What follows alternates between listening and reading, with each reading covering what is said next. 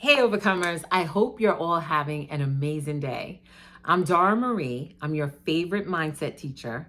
And this is Be an Overcomer, where you will be inspired and empowered to walk by faith and use the gift of imagination to create the life you desire. So today's message is lock into your dreams. And before I get into the message, I want to read to you from The Prosperity Secrets of the Ages by Catherine Ponder. And I'm reading from the section, A Little Known Success Secret. People often reach a place in their progress where it seems impossible for them to attain their desires, no matter how hard they try. Close observation usually reveals that these people have tried so hard mentally and perhaps physically that they are under severe mental and emotional strain. Invariably, they have become tense and anxious, rarely relaxing. The result is that they have generated a strained vibratory energy, which has built an invisible, inharmonious wall around them, so that they are enclosed like a shell within it. This invisible shell of tension and inharmony is being radiated outward from them to others and is repelling the very good which they have worked so hard to try to attain. Just as soon as this invisible wall of inharmony and strained thought can be dissolved, the things these people desire are able to get through to them. Such people need to learn to relax, let go, and get into a happy, joyous, pleasant frame of mind. They should purposely get away from it all at regular intervals and have some fun. This breaks up the hard shell, and when they return to their normal activities, they will find that their problems have been solved and their desires have materialized. If you have failed to attain your heart's desires, though you have worked long and hard to do so both mentally and physically, this may be the reason. Dare to be joyous. Dare to relax. Dare to have some fun. Dare to take a vacation and get away from it all. Dare to loose and let go all cares for a while. Even God enjoyed a Sabbath after a period of creative effort. You can hardly afford to do less if you wish to truly succeed in life. So that was a section from Catherine Ponder's book, and it's from The Success Power of Joy and Beauty, and basically about letting go. So here's the thing. A lot of times when we have a vision from God, sometimes you get the vision, you get the download, you have the dream, and it's like, how do I get from where I am to where I want to be? How do you see that vision come to pass? How do you see that dream come to pass? The key is, one of the keys, I should say, is locking into your vision, locking into that dream, that no matter what is showing up in the 3D, no matter what may show up that's contrary, no matter what may be opposing to your vision, you're going to lock in and be firm in your faith and be firm in that vision that you know that God has given you. It's that vision that you won't let it go. Okay, no matter how hard you try, it's like it just keeps coming back to your mind. It's something that you know that's been given to you by God. You have to lock into that vision. And day by day, as you walk by faith, as Neville Goddard says, tell yourself the new story, or living in the end of the vision, seeing it to completion. What does that vision look like? If it's all said and done and it's completed, what does that vision look like? If it's a successful business, how many clients are you going to have? Like, how much money are you making per month? If you want to be a successful teacher, what does that look like? If you want to, become a successful athlete, a chef, a artist, whatever it may be, you need to see what that vision is in completion. And that's what you keep thinking on. That's what you keep focusing on. And yes, I know it's hard because we're in a world where I call it, and I was telling someone this earlier, in this world, there's so much noise. There's so much noise. Okay. And I'm not just talking about audible noise, like, you're driving and you hear a noise, or, like your neighbor's outside or somebody's being noisy. I'm talking about noise. And this is why, for those of us that understand we're made in the image of God, we're supposed to be consciously creating our lives. Okay? You have to not shut down. Sorry, hold on a second. Not necessarily shut down, but you have to find time to get quiet and go within. Okay? You know, the word says the kingdom of heaven is within you. But in this world, we're taught, and it's like, it's the programming is so heavy. It's like we're taught to only focus on what's showing up in this outside world, what you can discern with the 3D. What do you pick up with your eyes and the 5 senses? But it's like we're never really taught to tap into that spiritual sense. Okay? Church talk, Christian talk, discernment, having that discernment. And also going within, quieting your mind. This is why I always encourage you, I talk to you about prayer. Prayer is very important. Writing it out, journaling, sitting quiet, even if it's just 5 minutes, 10 minutes, that time is necessary so that you can get the downloads.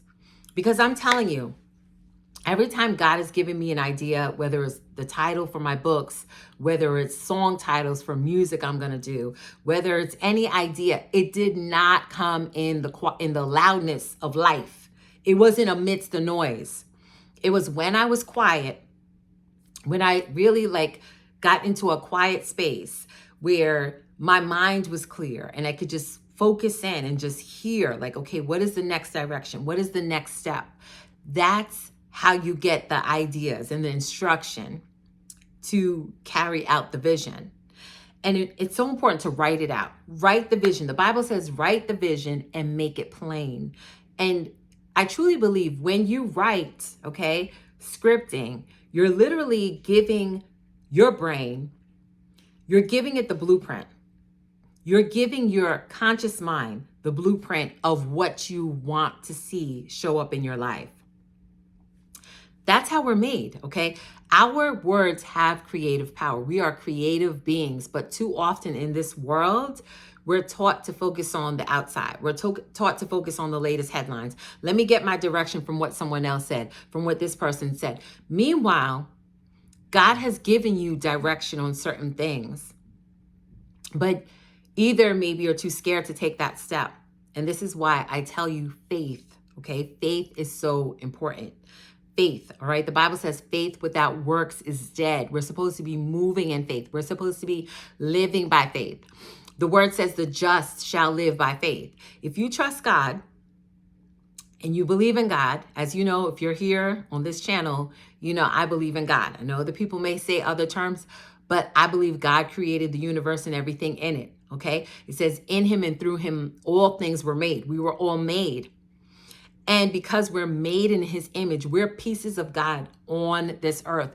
We're supposed to be expressing him while we are here in this earth.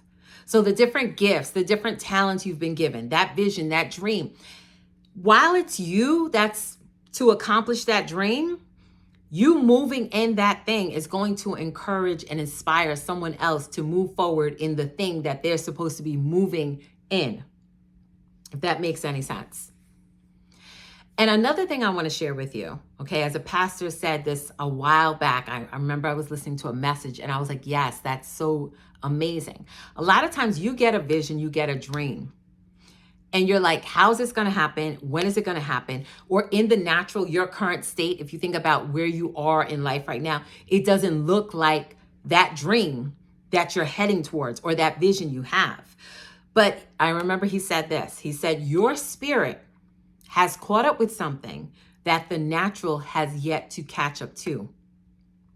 And this is why the key is to walk by faith and not by sight, and use your imagination. As Neville Goddard said, imagination creates reality. Okay? As Albert Einstein, the great scientist, said, imagination is the preview of life's coming attractions. Another thing I want to share with you in terms of your vision, when you're waiting for this dream to come to fruition and when you're waiting for it to be completed, you need to know, I shouldn't say you need to know, but basically what will help you in having that vision, seeing it in your mind, what does it look like? What does it look like? What does it sound like? What are you experiencing? Okay. Like today, I heard someone say, they envision themselves like on a tropical island, on a beach, living life, enjoying life. Get a picture of that in your mind. If that's something that you desire, if that's something that you truly desire, something you want, what does it look like? Okay? Because as you stay focused on that thing in your mind, your subconscious mind is picking up what you're putting down. It doesn't differentiate between what is real, like what's happening right now, what is imagined. It doesn't determine past, present, future. It takes everything as if it's now. So you could declare that you are the most wealthiest person, but yet you may have some financial stress that's happening in your life. Your subconscious mind doesn't know the difference. You could be having like serious health challenges.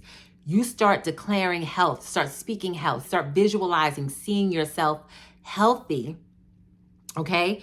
And then you will see it, eventually that thing that you keep speaking and thinking, it will manifest for you. I don't know, most of you may know about Dr. Joe Dispenza. He has a great healing testimony. There's another content creator on here, Joshua Tongol, who's also about like law of assumption, and Neville Goddard. He's really heavy into Neville Goddard. He talks about how he healed himself. He had like some serious health challenges, but just with the power of using the power of his mind and thoughts and our words, because our words have creative power. As I always tell you, your word, this is why the word says death and life is in the power of the tongue. You are literally prophesying over yourself every time you speak. So try not to speak negative about yourself. Try not to think negative about your life or anything that's happening or about your dream, that vision you have. Speak as if it is now, because it will come to pass. So I hope this encouraged you today. I want you to lock into your dreams. That's how you're going to see that thing come to pass. That's how you're going to experience the miracles, signs, and wonders that the Bible speaks of. By walking by faith, not by sight. Lock into your dreams. Trust, if you've been given that vision, I believe you've been given that vision by God. It wasn't given to you by accident. Don't allow the time delay or what appears to be a time delay or circumstances to sway you and deter you from believing, because all things are possible to him that believes. So just keep walking by faith, not by sight. I hope this encouraged you. Use your imagination. Our mind is such a powerful gift. It's such a powerful tool, but too often we misuse it. We think the worst rather than thinking the best. You're here to live an amazing life. And if you're still here in the land of the living, like the Bible speaks of, that means God has a plan and a purpose for you. Okay? So I want to encourage you today. Lock into your dreams. Thank you so much for tuning in. I appreciate you all so much. My new subscribers, I love you all so much, as well as my longtime overcomers. I appreciate you all. Thank you for taking time out of your day. If you like this message, please comment, share it, subscribe, and always be an overcomer.